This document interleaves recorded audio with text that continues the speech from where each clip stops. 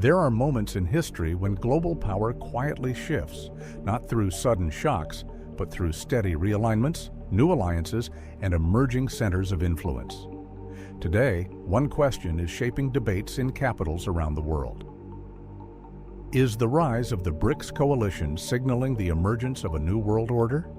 A group of countries once seen as developing economies is now expanding, coordinating, and challenging the institutions that have guided global politics for decades. Their message is simple. The world is bigger than the West, and its center of gravity is moving.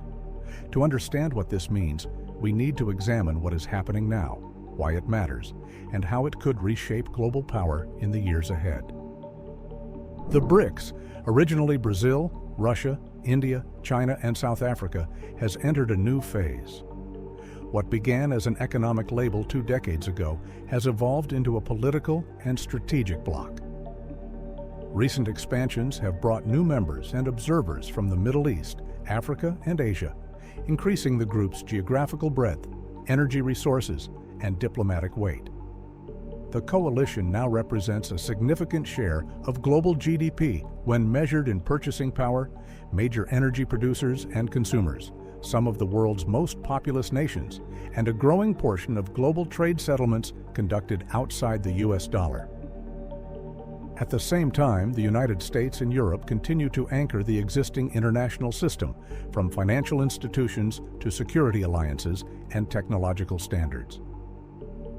This interplay between an established order and a rising coalition has fueled debate over whether global power is becoming more fragmented, more multipolar, or simply reorganized around new realities.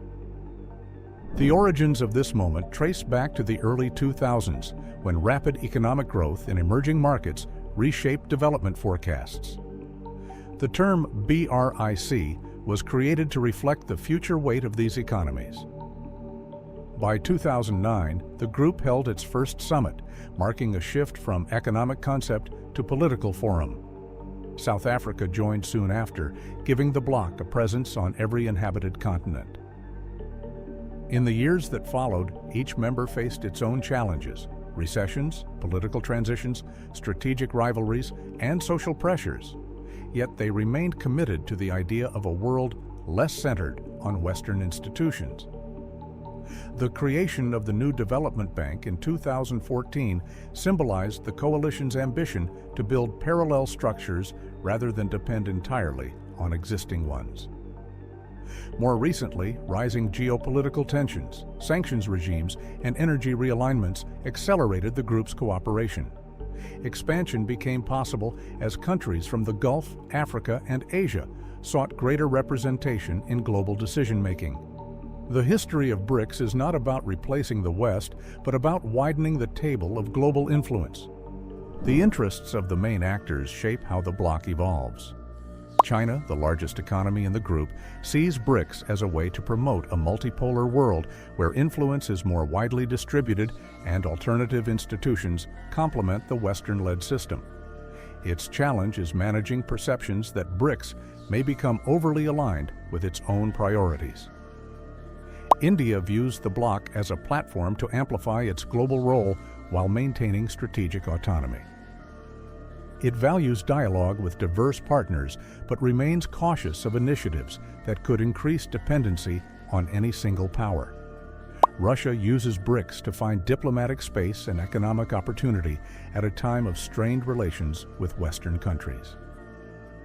Its limitation is economic scale compared to China and India, though its geopolitical reach remains significant. Brazil seeks diversified partnerships and stronger South-South cooperation, seeing BRICS as a way to elevate the Global South in global governance debates. Its challenge is balancing domestic priorities with international ambitions. South Africa positions itself as a continental bridge, representing African interests in global discussions while seeking investment, development financing, and diplomatic leverage. Its economic size is limited, but its regional influence is substantial. New and prospective members, including countries such as Saudi Arabia, the UAE, and Egypt, View BRICS as an avenue to expand economic ties, reduce dependency on Western financial systems, and strengthen regional influence. Their motivations vary, but they share a desire for greater geopolitical flexibility. For the United States and Europe, the priority is maintaining a rules-based order developed over decades. Their challenge is adapting to a world where influence is more dispersed. What is at stake is the structure of global governance itself. BRICS challenges the concentration of decision-making power in institutions dominated by the West, insisting on greater representation for emerging economies. With expanded membership, the bloc brings together major energy producers and consumers, creating new possibilities for coordination on pricing, distribution, and long-term planning. Members increasingly experiment with trade settlements in local currencies, a trend that could gradually diversify global financial flows. Several BRICS countries are developing digital payment systems, connectivity networks, and technology standards that may one day serve as alternatives to Western-led platforms. Meanwhile, the group's growing cohesion adds weight to international debates, from development financing to climate policy, giving many countries in the Global South a counterbalance that reflects their own priorities. The importance lies not in replacing one order with another, but in redefining how power is shared. The future could take several forms. One plausible path is a more balanced multipolar system, where BRICS expands its institutions and influence without directly confronting the West. This would create multiple centers of power that cooperate and compete simultaneously, provided relations among BRICS members remain stable. Another scenario involves the development of parallel economic structures, payment networks, banks, and trade mechanisms that complement existing institutions. Countries could choose between systems depending on political alignment or economic needs, increasing options but also adding complexity. A third scenario sees internal differences slowing BRICS expansion. With diverse political systems, economic models, and regional priorities, the bloc could struggle to coordinate at deeper levels, functioning more as a loose forum than a unified coalition. A fourth possibility is accelerated global realignment driven by external shocks. If tensions deepen or sanctions widen, more countries may seek alternative partnerships under the BRICS framework, speeding up diversification in currency use, trade routes, and investment flows. Another, more cooperative scenario envisions closer coordination between BRICS and Western-led institutions, with joint initiatives in areas like infrastructure, development financing, and climate policy. This would require constructive diplomacy and political will on all sides. Across these scenarios, one pattern is clear. Global power is evolving, and international relations are becoming more layered and diverse. The debate over BRICS and the West is not about winners and losers. It is about understanding how influence moves, how nations adapt, and how global systems evolve when new actors demand a seat at the table.